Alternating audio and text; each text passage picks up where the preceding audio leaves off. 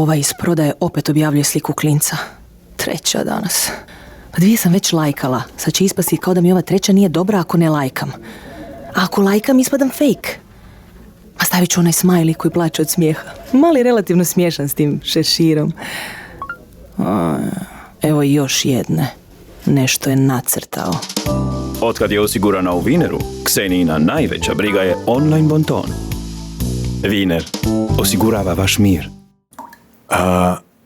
Kako to da se u filmovima nikad ne isperu kad izađu iz kade?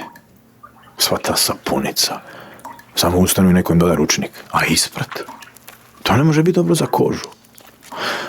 Plus nikad ni ne kažu bok na kraju telefonskog razgovora. Samo spuste. Pa je li to način? Otkad je osiguran u Vineru, Robertova najveća briga je filmska čarolija. Viner osigurava vaš mir. Trebam doktoru pružiti ruku na izlazu. Jel se to radi? Ili da samo kažem bok? Jel to preneformalno? Ma s doviđenja ne mogu falit. Ali doviđenja bez rukovanja ko da sam u dućanu. Možda hi-fi kao sve je super. Ili zdravo.